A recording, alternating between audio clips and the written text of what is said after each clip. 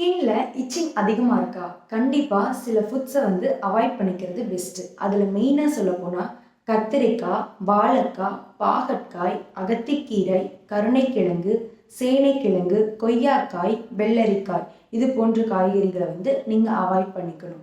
இது மட்டும் கிடையாது, திணை வகைகள்னு பார்த்தீங்கன்னா கம்பு, சோளம், திணை இந்த மாதிரி சொனப்புள்ள மில்லட்ஸை அவாய்ட் பண்ணிக்கணும். நான்வெஜ்ஜில் எதுவுமே எடுக்காமல் இருக்கிறது பெட்டர். இச்சிங் இருக்கும்போது மட்டும்.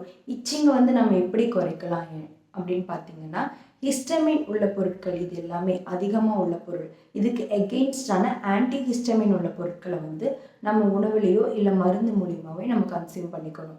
ஆன்டி ஹிஸ்டமின்ஸ் சித்தா மெடிசன்ஸில் ஏராளமான மெடிசன்ஸில் உண்டு. அதில் பற்பம்னு பார்த்தீங்கன்னா பலகரை, பவளம் அந்த மாதிரி எக்ஸட்ரா பற்பங்களில் உண்டு. அதே மாதிரி அரிஷ்டத்தில் பார்த்தீங்கன்னா கதிர் அரிஷ்டம் ஸ்கின்னுக்கானது. இதே நேச்சராக பிளட் பியூரிஃபையரில் பார்த்தீங்கன்னா வல்லாரை, அருகம்புல், மிளகு, அவுரி இது எல்லாமே நேச்சராக நம்ம உடம்புல இருக்கக்கூடிய ரத்தத்தில் இருக்கக்கூடிய கிருமிகளை சுத்தம் பண்ணக்கூடியது. இது மட்டும் கிடையாதுங்க, நான்வெஜ் எல்லாத்துலேயுமே ஹிஸ்டமின்ஸ் அதிகமாக இருக்கும். அசைவமாக இருக்கலாம், கருவாடு, மீன், முட்டை இதையும் நீங்கள் தவிர்த்துக்கிறது நல்லது. ஸ்கின் ப்ராப்ளம்லேயே நிறைய டைப்ஸ் உண்டு.